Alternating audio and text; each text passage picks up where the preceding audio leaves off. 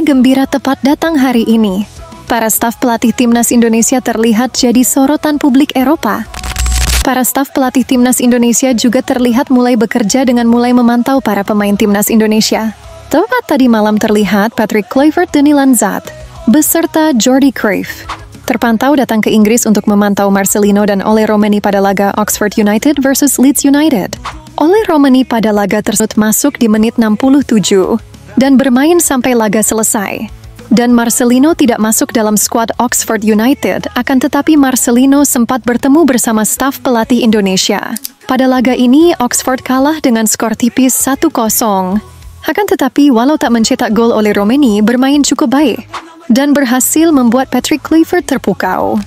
Yang menarik di sini terlihat Patrick Kluivert dan yang lainnya duduk di belakang pemain keturunan Indonesia yang bermain bersama Leeds United, yaitu Pascal Struijk. Terlihat Pascal Struijk duduk tepat di depan Patrick Kluivert, yang mana momen ini jadi sorotan media lokal Inggris yang menyebut bahwa ada kemungkinan ada pembicaraan antara Patrick Kluivert dan Pascal Struijk. Pascal Struijk sendiri tak bermain pada laga ini dikarenakan sedang mengalami cedera kaki. Akan tetapi Indonesia tetap berusaha membujuk Pascal Struijk agar bisa pulang ke Indonesia. Apakah sosok legenda Patrick Kluivert dan Jordi Cruyff berhasil membawa Pascal Struijk pulang ke Indonesia? Menarik untuk kita tunggu mengingat Pascal Struijk adalah bek tengah yang sangat hebat seperti Jay Itzes. Akan tetapi ada kemungkinan Pascal Struijk saat ini sedang fokus bersama Leeds United, mengingat dirinya dan klubnya saat ini berpotensi besar promosi ke Premier League. Ya, menarik untuk kita nantikan ya, teman-teman. Kabarnya Patrick Kluivert dan lainnya juga besok akan terbang ke Italia untuk menyaksikan Jay Itzes di laga Venezia FC kontra Empoli yang akan dilaksanakan besok malam. Dan setelah itu akan kembali ke Belanda untuk memantau pemain timnas Indonesia lainnya.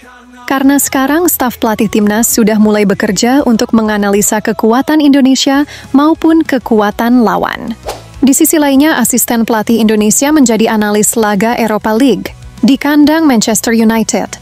Alex Pastoor menjadi analis pada laga tersebut untuk televisi Belanda, yang mana momen ini juga membuat para fans timnas Indonesia merasa bangga mempunyai Alex Pastoor di timnas Indonesia. Mengingat di Belanda memang Alex Pastoor dikenal sebagai ahli dalam menganalisa pertandingan.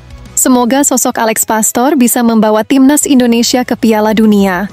Komen amin di bawah teman-teman.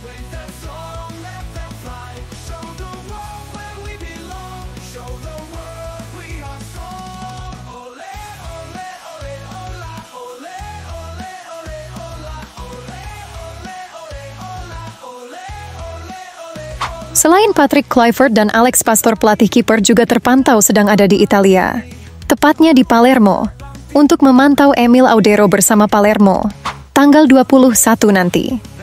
Mengingat Emil Audero dikabarkan akan debut bersama timnas Indonesia saat melawan Cina bulan Juni nanti.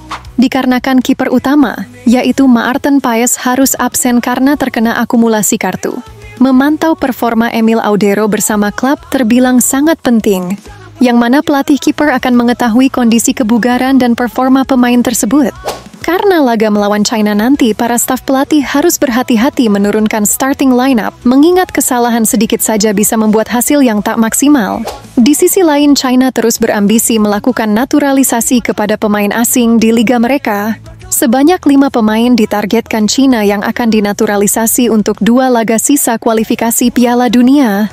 Jadi Patrick Kluivert harus mulai waspada dan menganalisa kekuatan Cina saat ini, mengingat Cina sering sekali memberi kejutan. Analis ESPN bahkan menyebut Indonesia harus berhati-hati dan tidak boleh bermain terlalu terbuka. Cina memiliki serangan balik yang sangat cepat, dan itu akan sangat berbahaya bagi Indonesia, ujar analis ESPN. Akan tetapi, timnas Indonesia sangat diwajibkan memenangkan laga melawan Cina. Karena dengan kemenangan melawan Cina, Indonesia sudah akan memastikan 1 tempat ke putaran selanjutnya, yang mana di ronde keempat lah Indonesia akan berjuang habis-habisan. Akan tetapi bukan hal yang tidak mungkin jika Indonesia bisa juga mengalahkan Jepang. Karena dalam sepak bola segalanya bisa terjadi. Karena merah putihku selalu di hati selamanya.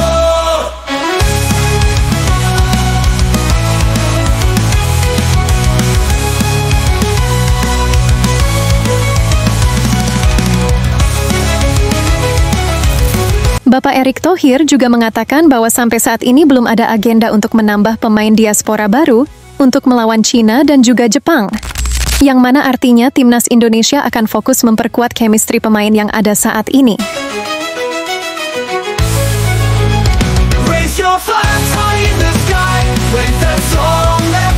Erick Thohir juga mengabarkan bahwa setidaknya para pemain akan berkumpul lebih awal dan direncanakan akan latihan di Bali beberapa hari.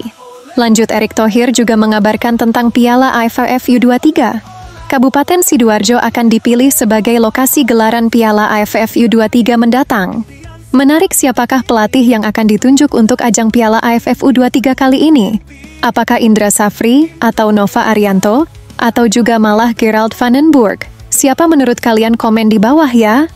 Selanjutnya, Nova Arianto lebih utamakan Piala Dunia U17 ketimbang SEA Games. Ungkapan ini dilontarkan oleh Nova Arianto setelah dirinya ditanya oleh wartawan perihal dirinya yang diisukan menjadi pelatih SEA Games. Nova Arianto dengan tegas bahwa dirinya belum mendengar apapun dari federasi. Akan tetapi, Nova Arianto mengaku dirinya lebih mementingkan Piala Dunia ketimbang SEA Games. Pernyataan ini pun membuat para fans setuju. Karena untuk Indonesia turnamen ASEAN bukanlah turnamen yang begitu diunggulkan lagi.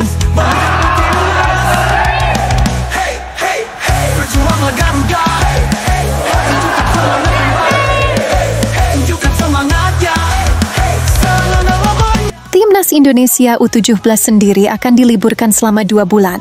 Sebelum nantinya akan melakukan persiapan Piala Dunia U17 bulan November mendatang.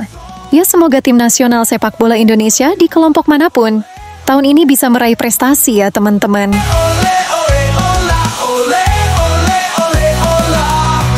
Bersama-sama kita berdiri dengan bangga untuk mimpi orang banyak. Apapun yang terjadi, kami akan meneriakannya. Bagi Indonesia, kita tidak perlu ragu lagi. Raise your flags high in the sky, wave them strong, let them fly, show the world. Jangan lupa tekan tombol like dan subscribe agar kalian selalu mendapat update timnas setiap hari. Sehat selalu dan sampai jumpa di video selanjutnya. Terima kasih sudah menonton.